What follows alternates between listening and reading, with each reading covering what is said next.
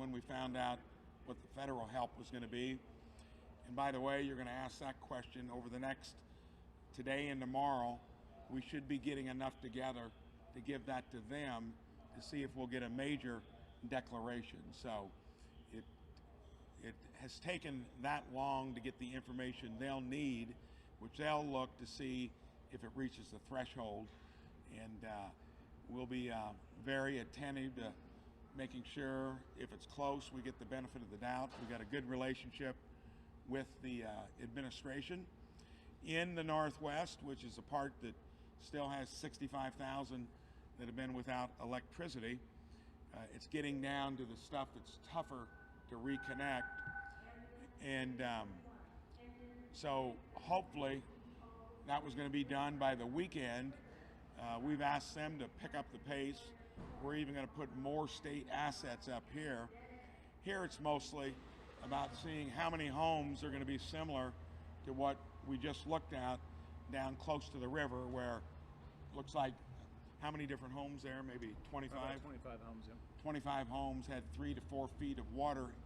Amazing the number of local volunteers helping. Got the dumpsters in right away, and I don't think anything has been impeded by lack of resources. And thank you what you've done here.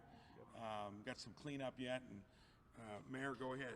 Yeah, thank you. Thanks everybody for being here. Thanks Governor Braun for taking time. We had a chance to visit with volunteers who are over at our Serve Noblesville Village there at the fairgrounds, who are working day in and day out to provide emergency care, food, water, shelter for those in our community. Governor Braun and I were able to go down to the Southwest Quad, which is one of the hardest hit areas in our community. Roughly 20 to 25 homes that are really damaged in that area. Serve has deployed hundreds of volunteers just today down to that area, and we saw many of them while we were there, who are helping folks get their homes cleaned out, dumpsters in place, items to the curb for the street department to come along as well. And obviously we wanted to stop in here today in a very active fire station to thank our first responders. Early on when this hit, we were able to voluntarily evacuate about 170 individuals in our community. We still have roughly about 14 families in Noblesville who are in shelter. We're working with our Good Samaritan Network and different nonprofit organizations to make sure that those families are in safe places locally here in hotels, that they have the security and shelter that they need for the next several days and weeks to get them back on their feet. This morning we went in with our county friends to make sure we were assessing home by home to determine that damage. That was important for us, not just for the federal aid the governor referred to, but also important before we send volunteers into those homes. We want to make sure that they are structurally sound. That's really important, and we completed a lot of that work today. So going forward, we're going to be working with our federal partners. I know we had some deadlines this week to get dollars calculated to the federal government so they can see the expansiveness of the disastrous situation, not just in Hamilton County and Noblesville, but really across the state. But I do appreciate our federal and state partners for coming alongside us in this. And our message to Hoosiers is that this is a marathon, not a sprint. We will be with you every step of the way. We are here to serve Hoosiers and make sure that our citizens are taken care of and safe, and we're going to not stop until that is completed. So, we'll take a few questions. So I've heard that for several residents today was the deadline for their several residents today was the deadline for their hotel when they thought they might have to be out. Was that able to get something? Absolutely. You know, that I think there's been some misconceptions out there. No one's going to be evicted from a hotel or a place of shelter. As this goes on, we may have to reevaluate that. That number will probably winnow over time as those homes become back online, but no one will be removed from any hotel or any shelter until it is safe for them to go back to where they need to be. Mayor, at this point, what are Noblesville's top needs and top priorities as we're shifting from this initial response phase into recovery? Yeah, it's really a two-pronged approach, right? So we have volunteers by the hundreds being deployed to homes to help individuals clean those homes out, get that the debris out to the curb so our street department can get in there and get that debris removed. At the same time, So many of our team are working on the back end to make sure that we are documenting every step of the way. This guy knows a thing or two about our federal friends, and they're wonderful, but we got to make sure that we have that all documented so that we can have the federal disaster aid required to rebuild this community in the most hardest areas. So that's really our two-pronged approach right now. You want to mention your food pantry and the Yeah. 4-H? Yeah, I'll say currently we have a food pantry and the Serve Village at the 4-H Fairgrounds. Over the next several days, we'll be transitioning some of those items back to the nonprofit community, back to the food banks, back to our faith-based communities.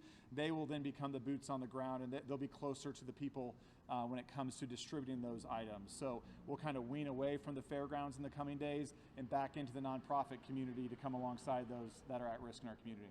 Governor, can you speak to the state level assets that are being made available, first specifically here in Noblesville, and also more broadly, how you're shifting those around as the needs change? So the state activated its emergency response, which is $5,000 per family for temporary housing, food, and clothing. So whatever's not being done locally, you've got that to call on as well. The federal response so far has been just to replace the funds we've spent across our state, which will far exceed $5 million. Depending on what we do get from the feds, if it meets the threshold, we will then have to assess what we'd have to do if it doesn't happen or to supplement it. And we're in good shape financially to where we'll have to put that together. But the original authorization that we've got is in place, and it's $5,000 per household. The difference between here and the first part of the storm was this was all water damage, that was all wind damage. They're still waiting to get hooked back up with electricity. And you said there were how many families displaced here? 14 families in Noblesville. So that's for as much damage from the water. That's a relatively low figure, which then means that in trying to get everybody back in place, it looks like it could have been a lot worse than that.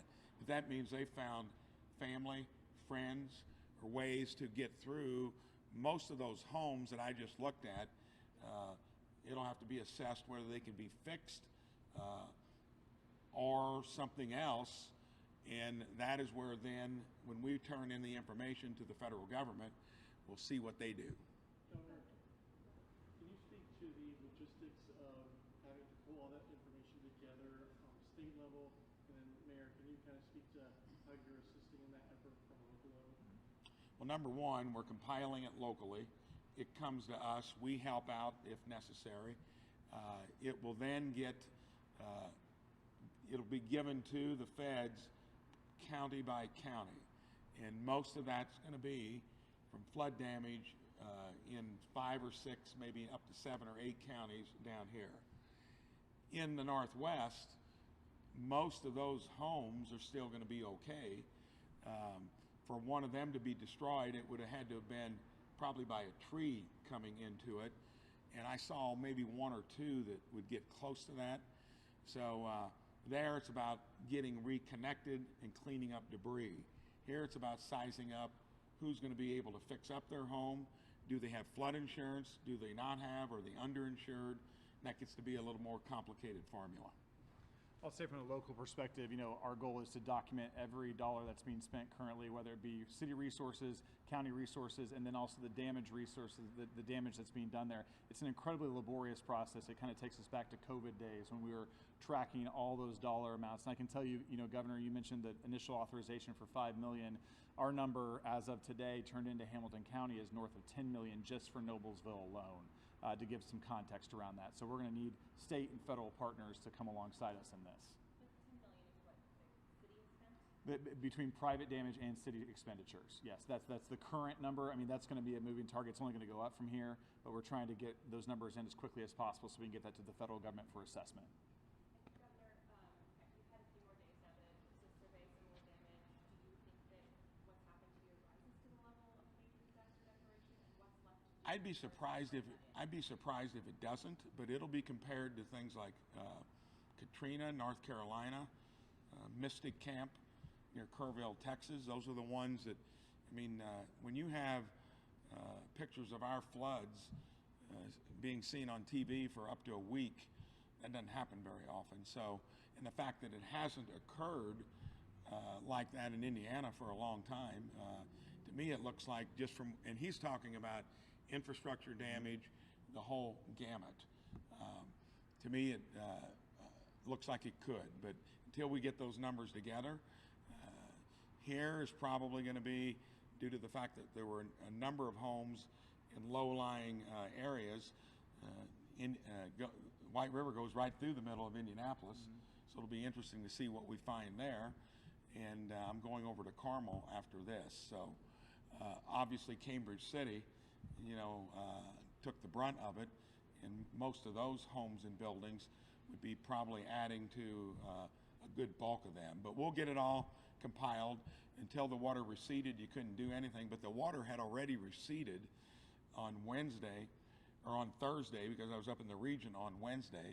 By the time I got there, the water was ready, heading towards Noblesville. Governor, could you speak at all to the infrastructure damage that we've seen across the state? I mean, as you mentioned, Carmel, they lost a bridge. Over in the Richmond, Cambridge City area, they lost a highway for a couple days. Could you speak to how NDOT is working with local authorities to address that? So here's how NDOT works. 125 feet of I-70 gone. It didn't involve a bridge, so I wondered how long that would take. They fixed it permanently in 2 days. That's one of the busiest laterals in the country, and there would have been a major traffic jam diverting that through other roads. I didn't know you could do that quickly, but when you've got something extreme and you get all your resources, so that's opened up. Now, on any county road or city road, it'll be the responsibility of those governments. We've got community crossings where the state annually helps out. Some of that obviously will have to be used. But we're blessed with resources, and then on all the other highways, including interstates, but that's the only interstate issue. That's really expensive. The others would be our own NDOT, which has its own rainy day funds, its own reserves, and we're blessed with record reserves here in Indiana. So we're lucky that we're in that shape. We would not have been over the last 15 to 20 years to the extent that we are now. And that's why they come in handy. That's why you have reserves. That's why you have rainy day funds.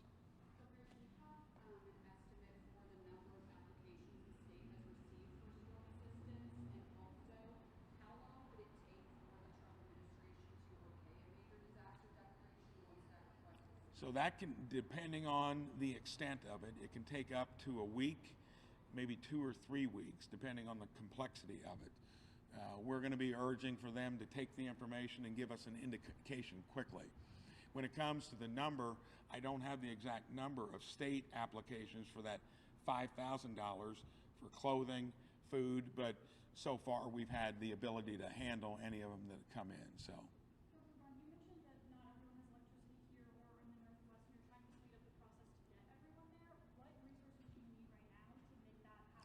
So electricity should be restored nearly everywhere where the water damage. In other words, you're in a home where you can't be there. Electricity couldn't be on because it could be dangerous. The place where electricity is the issue is solely in the Northwest. Because think about it, 300,000 homes, that's the size of Indianapolis nearly in terms of structures impacted. So the fact that they had other utilities to come in and help. And I mobilized the National Guard as soon as I saw it when I was up there on Wednesday. National Guard was responsible with a Black Hawk helicopter to actually keep the sewage pipe from breaking up in Carmel. That's where I'm headed next. So when it comes to electricity being restored, that's nearly 100% up in the Northwest. Governor, when it comes to compiling all this information for that major disaster declaration, you said 1 or 2 more days until you can get that sent in. So what are the things that you guys have to do in the next day or two, finishing compiling? What are you still waiting for? Hustle. And we've been doing it from the day that it occurred, and the fact that you can get in there and do that assessment once the water has receded, crested, that is now mostly past Martinsville, and it's going to cause farm damage mostly because there aren't many population centers near the river. So are you waiting more on these southern areas now No, because we're getting through all the places where buildings, families, and businesses have been impacted that would either be in the flood zone. Many of them are not going to have flood insurance. Sorting through all that. So we're getting there. It's been amazing what locals have done, first responders. The state has thrown every asset at it, and when you can bring the National Guard in and do it quickly, that's made a big difference. Clearing debris. Imagine if every tree in your town here was either limbs out of it or blown over. That's about what it looked like up there. Time for one more question. Go ahead. Okay, one of the biggest concerns I've heard from people who lost their homes in the flooding is that they're going to have to miss work while they're rebuilding. Is there going to be support for lost income, and where would that come from? So lost income's a different issue. The 5,000's to get you through that, through the state, for what you'd need for necessities. And then when it comes to their homes themselves, I think you're not going to have anybody that's going to be displaced in the sense of that they can't find family, friends, or another place to do it. Every local area will address that. I had a lot of hoteliers and folks that got the ability to put people up reach our office, so I think we'll be in good shape there. Good questions. Stay tuned, and hopefully we'll get this all put together and get a good response from the feds here. We'll be submitting it soon. Thank you. Thank you, everyone.